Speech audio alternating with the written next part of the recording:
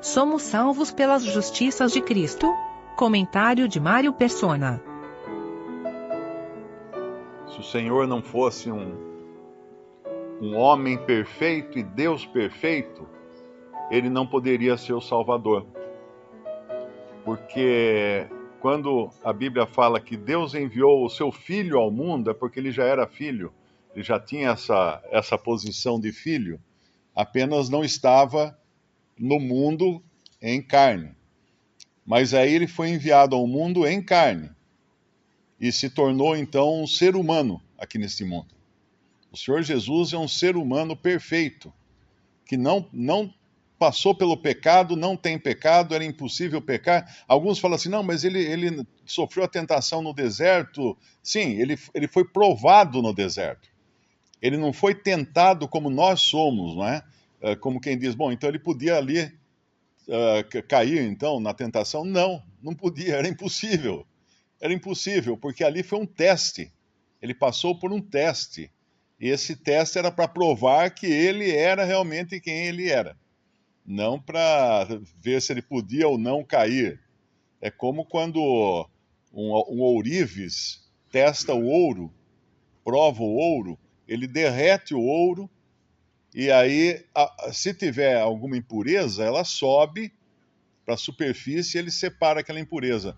Mas nós podemos dizer que o Senhor passou pelo fogo do teste, mas nenhuma impureza se revelou nele. Porque é um homem perfeito, Deus e homem.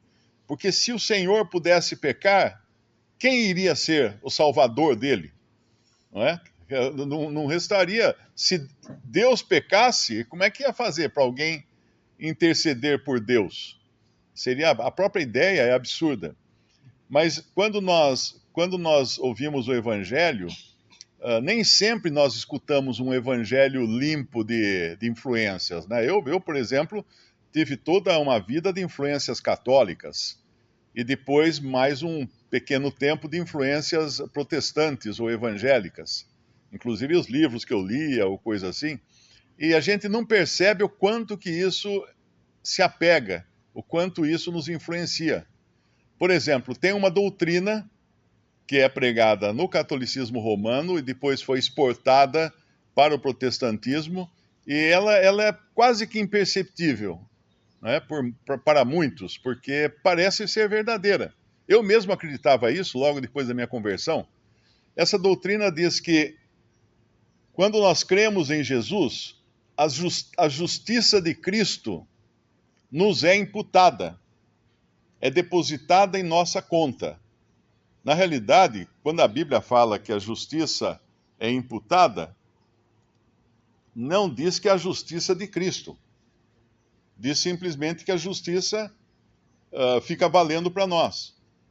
Isso até Darby fala num comentário numa das suas cartas. A palavra diz simplesmente que justiça é imputada ou que a fé é imputada por justiça, mas não diz que seja a justiça de Cristo.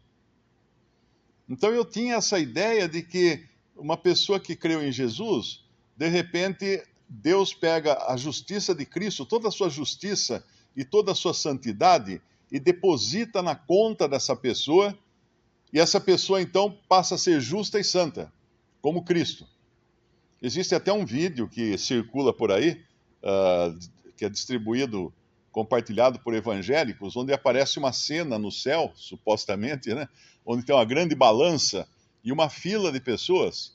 Cada um vem e coloca as suas justiças de um lado da balança e a balança não atinge o padrão que deveria atingir para ele ser salvo. E ele vai, então, é descartado. E vem outro, daí vem um, e a hora que ele chega, uma outra pessoa, um homem, escrito Cristo na sua camiseta, vem e coloca a sua própria justiça na balança, no lugar daquele um que ia ter suas justiças pesadas. E aí então atinge lá o valor máximo e ele é salvo.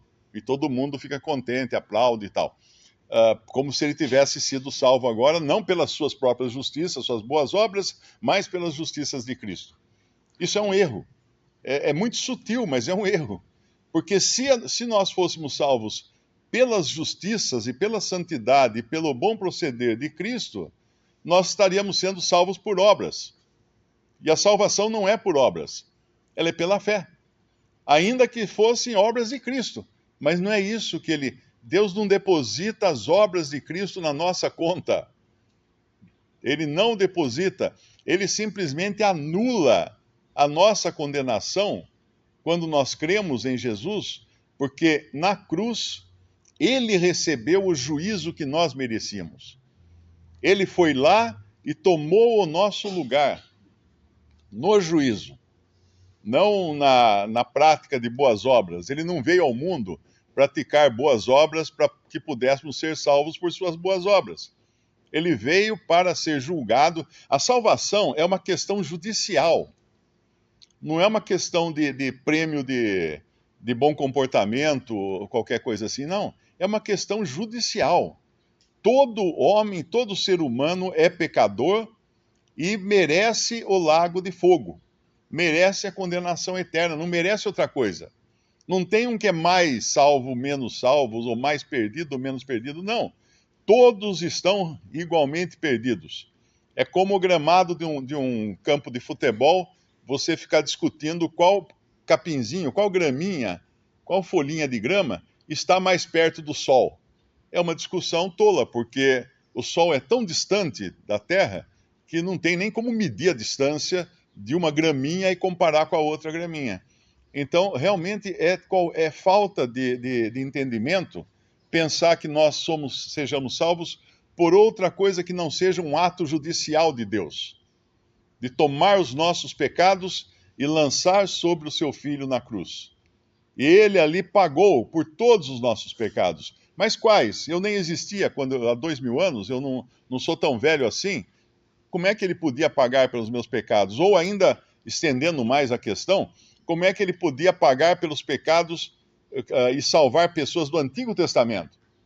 No Antigo Testamento, aqueles que esperavam em Deus sabiam que Deus ia prover o sacrifício necessário para a salvação.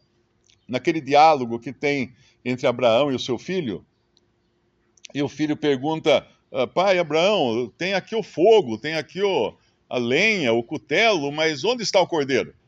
Abraão responde: Deus proverá o cordeiro, meu filho. E Deus proveu o cordeiro. Aquilo foi um ato de fé, sabendo que Deus resolveria o problema do sacrifício, provendo o próprio cordeiro para ser sacrificado. Então, no Antigo Testamento, quando o Espírito Santo de Deus tocava uma pessoa, ele sabia que ele reconhecia-se pecador ao ponto de ser incapaz de se salvar a si mesmo.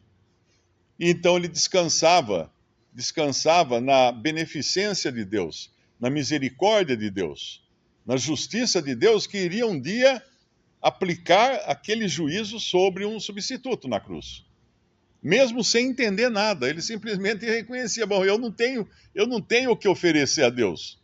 O que eu darei? Não, nada. Né? O que eu darei a Deus? Nada, não tenho nada para dar a Deus. Então ele esperava, ele era salvo, vamos dizer assim, a crédito. Né? Como você vai, compra uma geladeira e paga lá, passa o cartão para pagar daqui a 30 dias.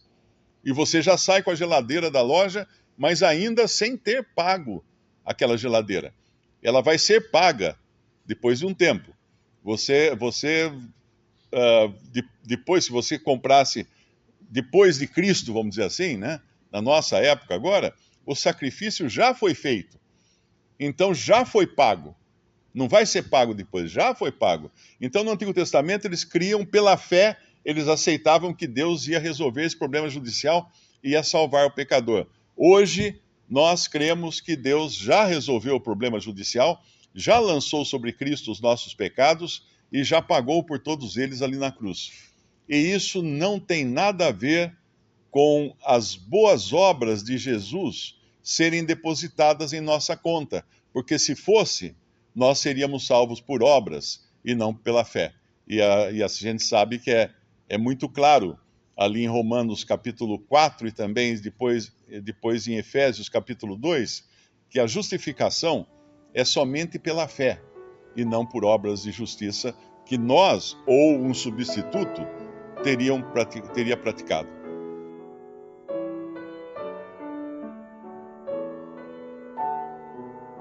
Visite respondi.com.br. Visite também 3minutos.net.